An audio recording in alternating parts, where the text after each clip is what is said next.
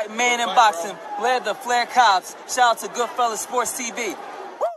Don't forget to check out our sponsor, The Health Blaze, at thehealthblaze.com. 100% all natural products from lotions, soaps, foot soaks, bath bombs, and much, much more. Use the promo code Goodfella1Boxing. Tell them your boy CJ Goodfella sent you. Get 18% off. We out. All right, man, we back. Goodfellas Sports TV. Let's get back on the boxing grind. Appreciate everybody for tapping in. Make sure you hit that subscribe button, bell icon button, share the video. Appreciate the love, support. And Teofimo Lopez did an interview with Fight Hype. I found it on Boxing Scene where he said that Lomachenko can't fight backwards. Let's talk about, is that a fact, fiction, truth, myth? Let's get into it. He also talked about how he's going to have multiple game plans as well, too. So let's get to it. Hit that subscribe button, bell icon button, share the video. It's the best way to donate to the channel. And I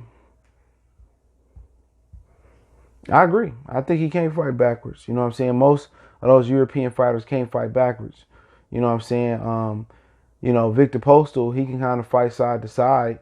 You know what I'm saying? He move his feet well, but, you know, one guy that, you know, a lot of them just programmed to go forward. And I was watching him fight Gary Russell, and every time, you know, he would reset, you know, he would take a couple steps to the side and go right back forward. Lomachenko, you know, I don't think he can fight on the back foot and be effective. I think Salido proved that when you pressure him, you know what I'm saying, he loses function. You feel, and I've been saying he can't fight on the back foot. And when Salido was, you know, in his chest, you know, late in that fight, or just in the fight in general, excuse me, when he was in that fight and Salido was pressing forward, Lomachenko held his ground and his body came straight up and down, like straight up, like that. I don't think he can go backwards. Anytime he go backwards, he resets and move forward. Now he'll fight you in the pocket and he'll move backwards. And what kills me, people say, "Oh, he's the most complete fighter today." And I don't think so. You know what I'm saying? Floyd showed he could fight on the back foot. A lot of great fighters can fight on the back foot. Lomachenko is just a flashy pressure fighter. And that's it. And I'm telling y'all, he's a flashy pressure fighter. And people don't consider him a pressure fighter because you think about pressure fighters, you look about LaMotta, Chavez, Duran can bring it. Marvin Hagler could bring it. But he's not in that class, especially with Hagler. Hagler not only can brawl, inside fight, pocket fight, he can fight all three ranges. Outside, inside, pocket. He can do it all three ranges. It's like why he one of the greatest fighters of all time. Lomachenko not sitting there and, you know, on the outside picking people apart and moving and being slick. He's not even a slick fighter. He's a guy that got really, really special foot movement because, mind you, a Pacquiao. But then again, you know, he uses angles to take advantage of his opponents. He uses angles. Pacquiao used angles as well too. And in those angles, people are not accustomed to it. You know what I'm saying? When you're dealing with a fighter that's a pressure fighter, and most people don't categorize him as a pressure fighter, is why most people come in with the wrong game plan. When you categorize him as a pressure fighter, if you do, one way to beat the pressure fighter is put the pressure on the pressure fighter. Don't let him walk you down. A lot of people get into the situations where, like Floyd and Madonna, Floyd sat there and boxed Madonna, let Madonna, you know, walk right through his shots when he should have pressed Madonna, put Madonna on the back foot. Because when you're on the back foot, you put a pressure fighter on the back foot, they got to start thinking now. They got to start thinking like a boxer puncher. 98% of fighters that are pressure fighters, they don't have the ability to do what Marvin Hagler could do, and that's box on the back foot. He can do anything you wanted him to do, he can do it. So, you know, if you can't handle Marvin, if you fight Marvin Hagler, you know what I'm saying, and you press him backwards and you think you're going to take advantage and pushing him back and bringing the pressure to him, that might be the best way, but he also can box. So is Teofimo Lopez dealing with somebody, if he pressure him and then Lomachenko pulls some tools out the shed and he start boxing off the back foot? You know what I'm saying? But the old saying in basketball goes, you know, make the defender go to his opposite hand. You know what I'm saying? So if you're dealing with a right-handed defender, shade him to his right, make him go left. And that means he ain't going to be able to function as well. You're just taking chances. That's all you're doing. You're taking chances. You know what I'm saying? If my chances say, you know, this dude love going to the right and finishing with his right hand, I'm going to make him go left. You know, percentages tell me when he go left, he 20, 15, 30% less effective going left, but he 80, 90% more effective, whatever it is, going right. It's the same thing in boxing. You know, if his calling card is that he bringing pressure, You know what I'm saying? You got to be able to take the risk that Andre Ward did with Kovalev. And that is go to the puncher and walk him down. Now, could you risk, him hitting you with a shot like Andre Ward got caught with? Absolutely. You know what I'm saying? But you also risk that, he beating the shit out of you and still stopping you. That's it. You're risking this dude walking you down. So play the statistics. Play the number game. Push Lomachenko back. You know what I'm saying? Establish that early. Push him back and touch the body. That's all you got to do in boxing. In boxing shows you once you make the classic pressure fighter go back. You know what I'm saying? Then, or fight somewhere he can't fight. As long as you don't let him get in here, you should have some success. And that's what Loma want to do. Loma don't want to get in here so much. He more of a guy that want to get in his comfort zone and keep you at the end of his shots. And then fluster you and step to the side and use angles and you turn and he taking advantage of you. The best way to erase an angle is not to give an angle, if that makes sense. Meet him, walk him down, meet him, push him to the ropes, be nasty with him. You got to fight this dude dirty, to the body, to the head. But I would tell Teofimo Lopez, keep that jab. When you walking down Lomachenko, you got to keep that jab pumping. He should come out with a Tyson Fury mindset. And that's just go right to Lomachenko and walk him down from the end and let him know what's going on instantly. Loma, I was watching the Gary Russell fight the other day. He was throwing some hard shots to the body versus Russell. But once again, this is 135 pounds. This is not 126. So, Teo attack got to be body. That's just my opinion. His attack got to be the body. And he got to just wear him down. Don't head hunt early. Because then when you're dealing with a dude that's high stamina like Lomachenko, who can fight at high pace and throw a lot of punches, quickest way to bring him back down to your level is body work. If it's him and his daddy planning on knocking this dude out to his chin and that's their ultimate goal, is they got to go to the body. So even if he do survive and he able to turn the tides and make it his type of fight, 4th, 3rd, 5th, 6th round, at least you will have 3 or 4 rounds of slowing him down to the body. That's where Linares lost the fight. Linares want to go out here and say, excuse me, this guy ain't got T don't have enough IQ to hang with Lomachenko. You didn't have the IQ to go to the body. That was the difference. You dropped Lomachenko, had him hurt. You didn't go to the body. You kept head hunting. And you've been in the game how many years? Too many years to make that rookie mistake. That's why you not considered a great fighter. You an average fighter, in my opinion.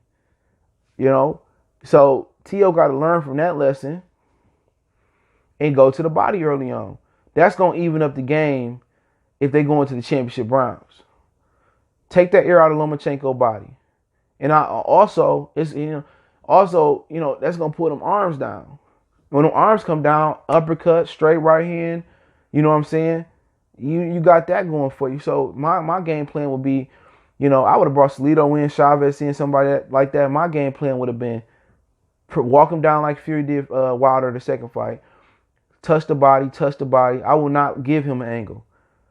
I come in here and play rough and tough. I do the Evander Holyfield headbutt, the Tim Bradley headbutt. I come with my head low, tuck, bow, working that body. And that's going to take them. He's an old man. And you ain't got to put all your power on it. That's one of the great things a lot of great fighters do.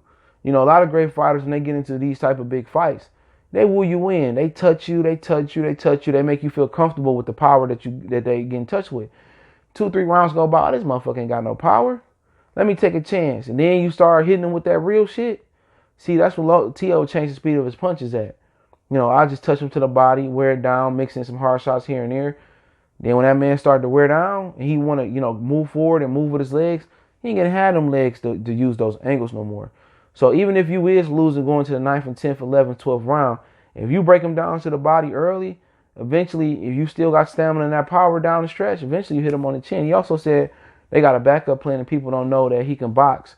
In the amateurs, that's what he was known for a guy that stick and move and that boxed.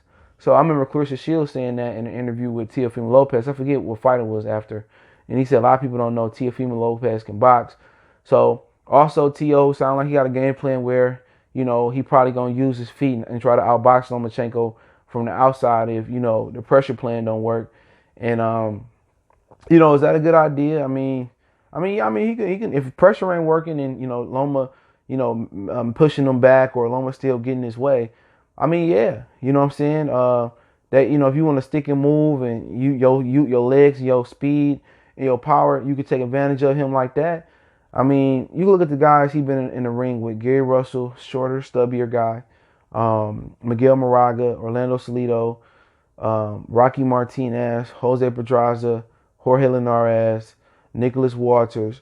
When you look at that, have any of them dudes been guys that's been really slick up top, or guys that really can utilize the ring? So we don't know how he really gonna do versus a boxer. Linares, he okay. So he really ain't fought nobody like Floyd or like Pernell Whitaker. Well, it's just really nobody like Pernell. But he really never fought that slick fighter that's gonna move and that type of stuff. All the guys he fought has limitations as far as sitting in front of you or pushing forward or or need you at the end of my punches like Nicholas Walters and Jorge Linares. You feel what I'm saying? So everybody he fought has a limited skill set. So if he can go in there and bulldoze and show pressure and then also sit back and box and counterpunch and be slick, then he might have a chance. He probably gonna have more of a chance. He got two styles that I think that's gonna mess with Lomachenko, or one he hasn't seen before. Lomachenko seen the pressure from Salido, and people said, well, Salido was an old man and this, that, and the third, and I can agree with that. You know what I'm saying? People saying, oh, he came in overweight. That was Lomachenko being arrogant. Everybody talking about Teofimo Lopez being arrogant and cocky before this fight, but Lomachenko was arrogant, very arrogant. You know what I'm saying? And he was so arrogant that he didn't respect Orlando Salido's, resume. Stopping Juan Lopez in Puerto Rico twice, beating Robert Guerrero, even though it got changed to a no contest, fighting Gamboa going the distance. He had a hell of a resume. He didn't respect him as a fighter because he looked at the resume. He said, I don't need no rehydration clause. Bob, make the fight. I don't need no rehydration clause. And that's how he looked at it. And it came back to bite him in his ass. And Salido showed him be rough and tough, be aggressive with him, push him around. And if T.O. can mimic that, he bigger, stronger, and faster, that's all you got to do. Elbow, headbutt to the chest. You use your head, fight dirty. He can't deal with that. We seen the Salido fight, and you've seen since they never matched him with another fighter with Salido's skill set. Now, who tell me who he fought that's really slick up top and move his feet? Who he really fought like that? Nobody. He's yet to fight a slick fighter. They're matchmaking him to fight similar fighters. Slick fighter he ducked was Devin Haney. You know what I'm saying? Too much leg movement, too much size, too much speed. That's why I didn't like that fight. So T.O. got two styles. In one end, our slick movement I think was going to bother Lomachenko. And then another style that he already fought in Salido, the pressure style, that bothered him. So, at the end of the day, those are two great game plans to go in there with. Everybody that he fought, is limited, and they sit in front of you and they're able to be hit. So, either T.O. can bring it, to him, break him down to the body, or he can try to box and stick and move. And have Lomachenko try to take chances. When you on the back foot with Lomachenko and you moving, you got to be able to punch with him. You got to be able to counter punch. That's very, very important. If you're able to counter punch and catch and shoot with him, you'll be all right. And Teofimo Lopez is one of the better counter punchers in the game. If you remember, Gary Russell countered him and dropped him. Gary Russell was countering Lomachenko because he was taking chances punching with him. And not everybody had that skill set to punch with somebody. And Teofimo Lopez got that skill set, so T.O. can beat him in multiple ways. I think Lomachenko only can beat him in one way, but that one way is very effective. Remember, my uncle told me that, he said, what you scared of a dog for when I was younger? I said, well, shit, that motherfucker got a mouth. He said he got one weapon, his mouth. Saying his mouth is his only weapon. Lomachenko got one weapon, but it's deadly. It's his front foot pressure style fighting. But everybody want to put him in there as the most complete fighter. Fuck no. You know what I'm saying? He's a dude that comes forward. He can't help but come forward and show pressure. He just got a unique style of doing it. You know what I'm saying? He just, be here, and he step over, be here. He throw these little arm shots. He stay here. He mix in the hard shots. That's one of the things he do good. He mix in the hard shots with the touching shots. And that's what kind of get people. You already flustered because he throwing a whole bunch of punches at you and pushing forward. He mixing hard shots with touching shots. You get in touch with the touching shots, and then you ball up. He hit you to the body with a hard shot. You know what I'm saying? He putting a lot of mental pressure on you to think. When you a natural boxer counterpuncher, it ain't no thinking. It's doing. When you able to counterpunch, you don't think about it. I remember Bernard Hopkins said one of the best why his lead right hand so good is because he don't think about it. He just throw it. It's just second nature. And when you talking about Teo and Lomachenko, you know, for Teo, counterpunching is second nature. So if Gary Russell can drop him off a counter shot and he can touch him off counters all night, if Teofimo Lopez believe what he is and his counterpunching is still there, he couldn't beat Lomachenko on the back foot if he counterpunch and punch with Lomachenko. But it's only a handful of guys they got that ability that's active in boxing, and the ones I could think about is Gary Russell, Danny Garcia, and Teofimo Lopez. And there might be some others out there, but those are the ones that are the master. Well, Teo, you got to see on this level, but the other two, those guys are master counterpunchers, and that's what makes them so dangerous. When you're a counterpuncher, you don't have to carry, you know, the big shot.